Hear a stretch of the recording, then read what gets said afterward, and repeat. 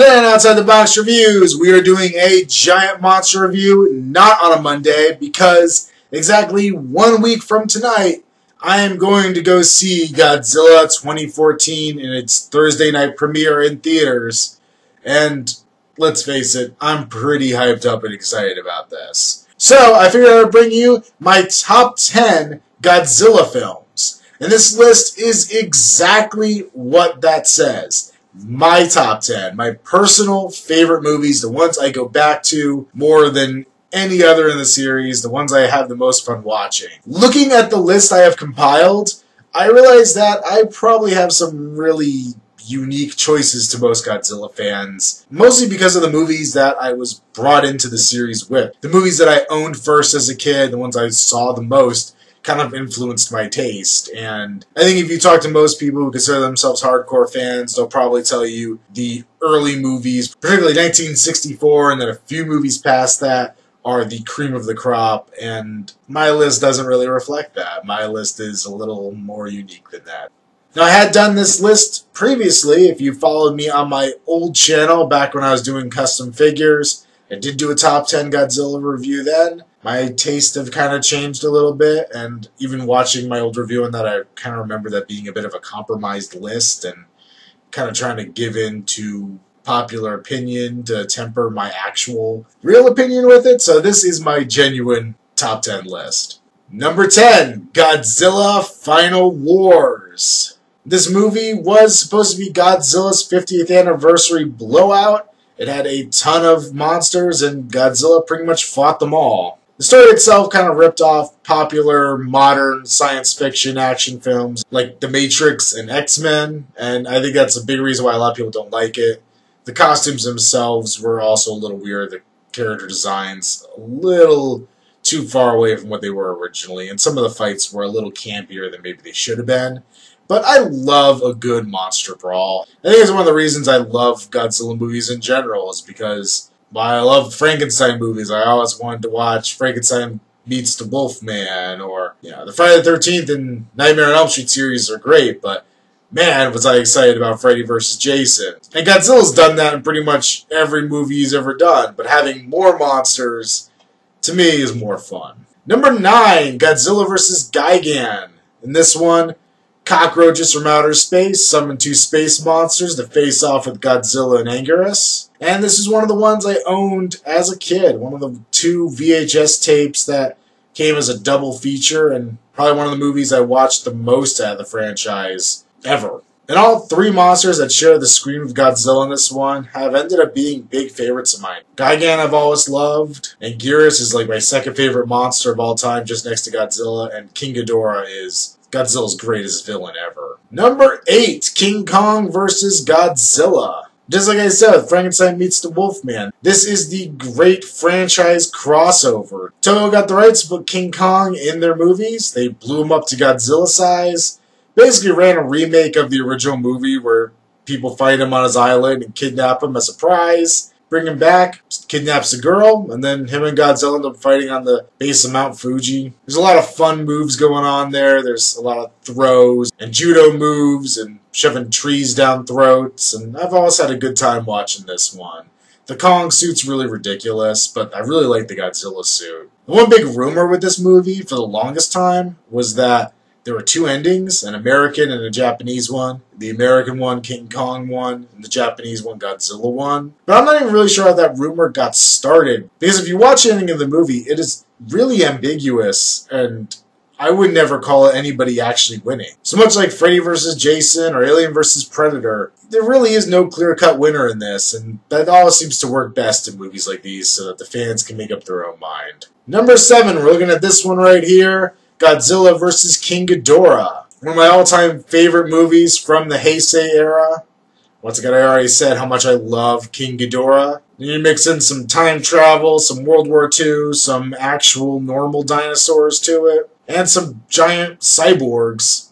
You got a pretty good movie going on, in my opinion. As a kid, these movies were just coming out, and they weren't really making their way to America very quickly, and at least if they were, my local Blockbuster wasn't carrying them, and I was too little to even know about special ordering anything. So, reading about these Heisei-era films got me so pumped up on the idea that was in them. I saw the costumes looked so much better crafted than the stuff I was able to watch from the 60s and 70s. And really, they almost built a huge level of hype in my mind before I ever saw them. And this is the one that, to me, lives up the best. Number 6, Godzilla vs. Mecha Godzilla. Movie so awesome, I'm even wearing the t-shirt right now. And I think most people that know about Godzilla movies just in a vague way kind of know Mecha Godzilla. It's pretty much Godzilla, Mothra, Mecha Godzilla. I'm going to guess those are probably the top 3 Toho kaiju in public awareness. And what a great idea. Godzilla had kind of been going to a campier route for years and years, and they wanted to toughen him up a little bit, and this movie let them do it and keep Godzilla the way he was. They actually disguised Mecha Godzilla as Godzilla and had him being evil all over again. And Anguirus came back and exposed him, and then we get a great battle at the end with Godzilla and King Caesar versus Mecha Godzilla. Another movie that I had in the VHS 2-pack as a kid, and absolutely, absolutely loved it. It was so much fun. It's funny because looking back, the only thing that really tied those VHS tapes together in that double feature was the fact that it was Godzilla movies that featured Anguirus, and once again, probably a reason why I really love the character. Toho has gone back and done Mecha Godzilla several times over the years. Mecha Godzilla has been in 5 Godzilla films in 3 different styles and origins, and I still think he looks the best here than he does in any other movie. Number 4, Destroy All Monsters. Now, I talked about the big monster brawl in Final Wars, and Destroy All Monsters is kind of the movie that was remade to make Final Wars. Very similar plot lines here. Aliens invade Earth, turn all of our monsters against us, because they were kind of heading in the direction of being heroes at this point. And destruction happens on a global scale. It's not just limited to Japan, France, Moscow, New York, you name it. It all gets messed up in this film. When I first bought this as a kid, this is probably the first Godzilla DVD I actually owned. I was disappointed because the monsters didn't get a whole lot of screen time. But going back as an adult, I really do like the human story. I think it's a lot of fun. They kind of cherry-picked the best elements out of previous films, like Invasion of the Astro Monster, and crafted a really fun story. It was supposed to be the last Godzilla film, but ended up actually kickstarting the franchise to make more and more. The kaijus really don't get a whole lot of screen time up until the last battle, but the last battle makes everything else worth it. Number 4, Godzilla vs. Hydra, or Godzilla vs. the Smog Monster. This one is probably an unpopular choice to be so high in a top 10 list, but I love this film. I think it's so campy and ridiculous and funny that I just can't not like it. Hydra is just spawned from pollution and toxic waste in the water. He starts off as little tadpole things and it all combine together and grow bigger and bigger and eventually becomes a giant man-in-a-rubber suit monster. In between, there's this ridiculous pop song called Save the Earth that's played non-stop through the film, it seems sometimes. And there's a lot of campy elements, kids are involved in parts of it, but there's also really gruesome scenes, like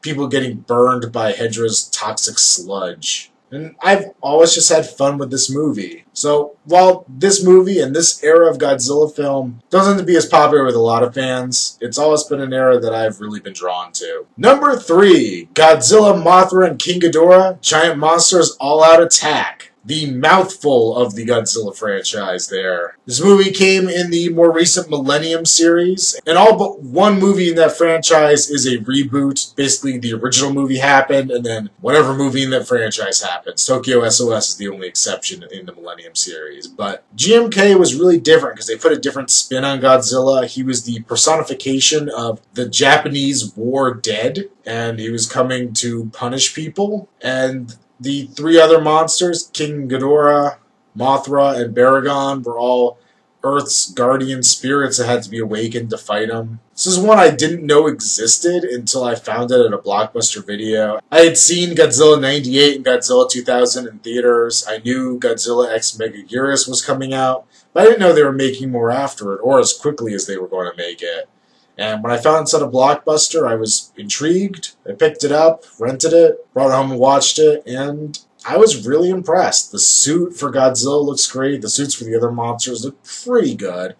Baragon just doesn't look right to me, but the rest of it looks decent. And it's a lot of fun. It's some okay CG thrown in there for effect, and just overall a really good time. Number 2, Gojira Godzilla, the original Japanese film. It's the thing that started it all. Giant monster comes crawling out of Tokyo Bay, trashes the city, and the army's helpless to stop him. The only movie in the series that really tried to be scary at all. It had a lot of references to atomic war, and it was really playing off of the Japanese consciousness at the time in 1954, and just having been on the receiving end of atomic bombs just beforehand. And a lot of the things in the movie were put in as callbacks to World War II. Godzilla's footsteps were fashioned after the sounds of bombs dropping in the distance. His roar was supposed to be like an air raid siren. The texture of the Godzilla suit, the scales on his skin, were supposed to be reminiscent of the keloid scars of radiation burn victims. And they really did their best to create a very moody, atmospheric movie that was still somewhat of a fun science fiction film at the same time. And I do recommend, if you're watching it, watch the original Japanese version. It's a very different experience than watching the American dub. But the American dub is one I have fond memories of as well. You could almost actually just listen to the American version. It kind of